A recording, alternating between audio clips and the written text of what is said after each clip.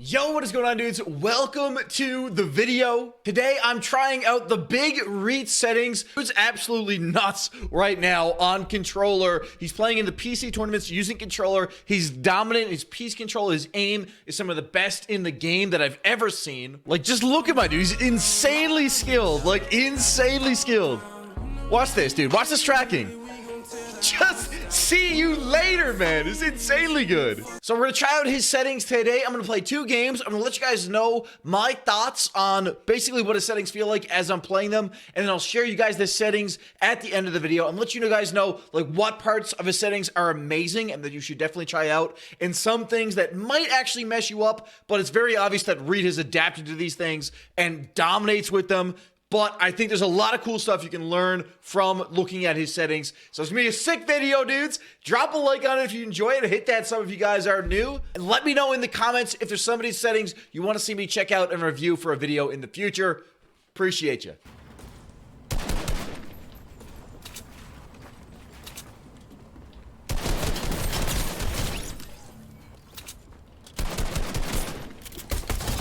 Let's go. All right, no shotgun from either of these kids. Oh, no!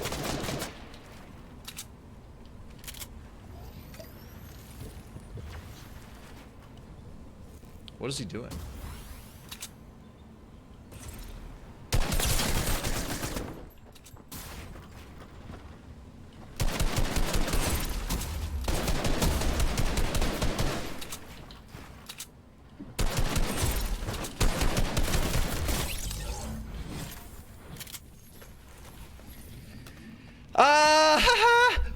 All right, the aim feels really steady with look dampening time up. Now, I wonder if it overcomes... There might be a potential downside having look dampening for editing. I don't know if it's as good, but... Bro, my aim feels really consistent with it on, I'm not gonna lie.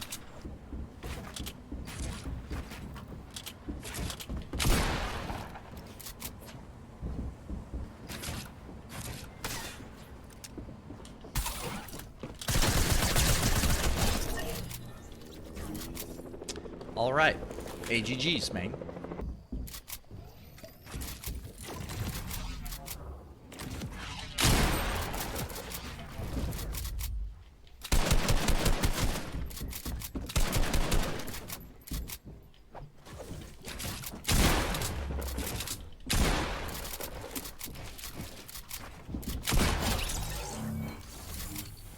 Little bit sketchy, lads.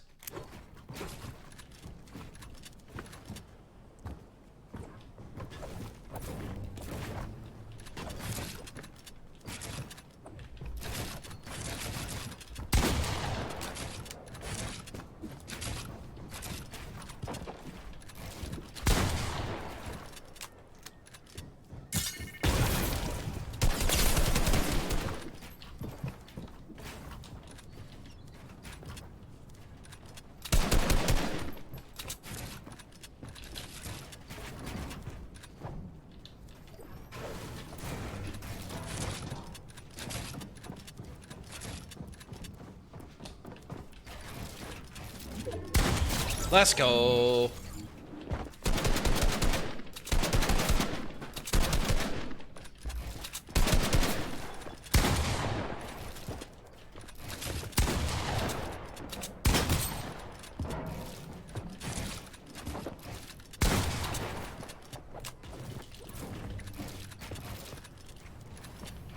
Oh my God.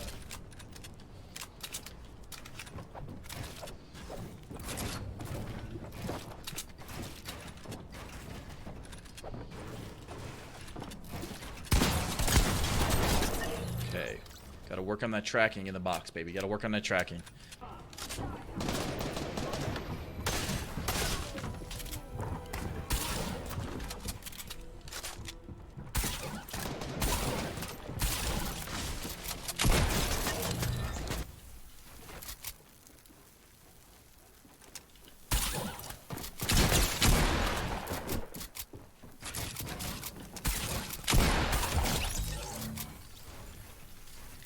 Ow!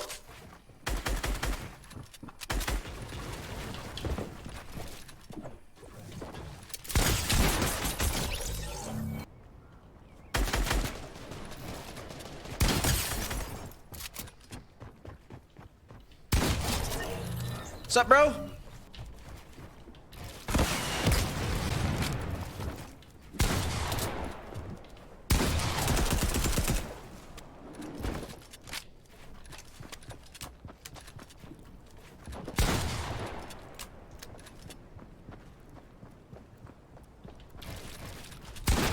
Let's go. GG's, bro. GG's.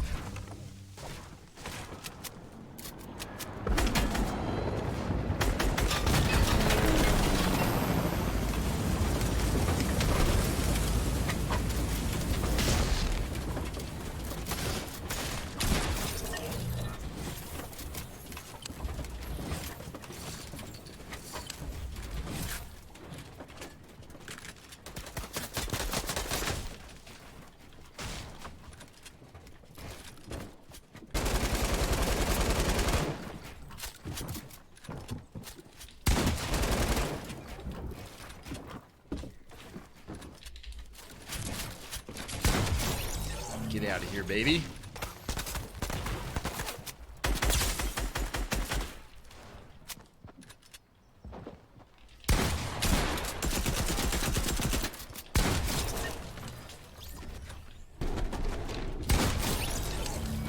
Hey, GG's, man.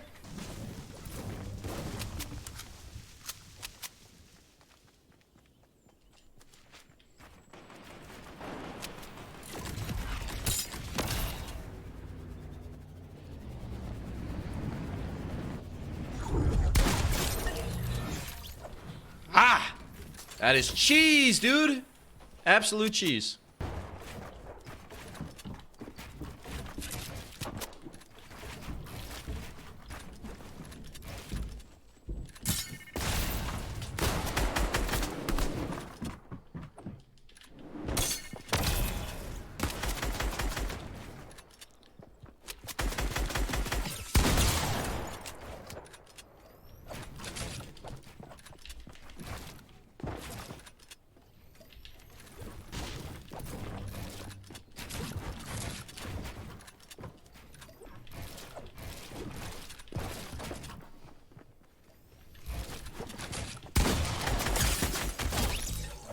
Hey, GG's. Only 2 players left up, man. What the heck? No cap. It actually kind of feels like aim assist might be stronger with dampening time on. Because I tracked that guy really, really well as he moved out of the box.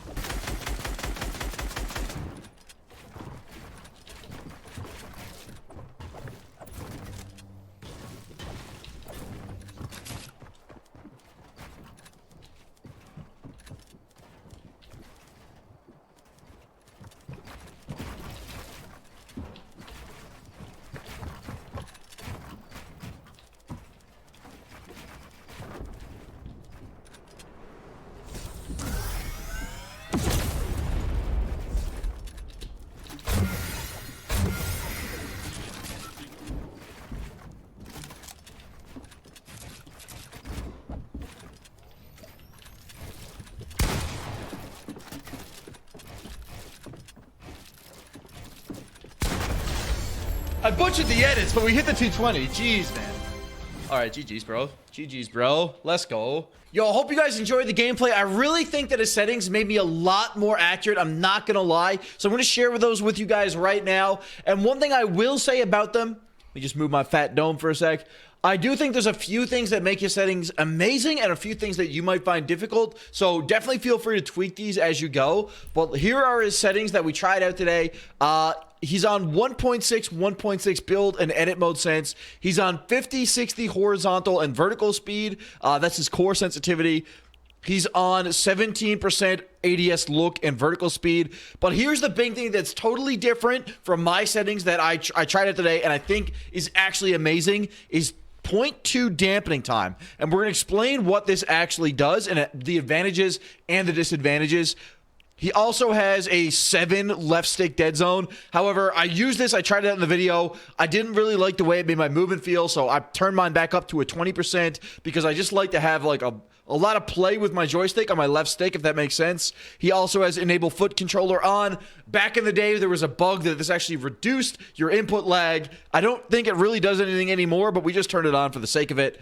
He also uses over here the generic controller binds. Instead of like Xbox or like the PlayStation 4, he uses generic. For some reason, generic controller input when you're playing on PC can actually give you faster input, less delay when you're playing.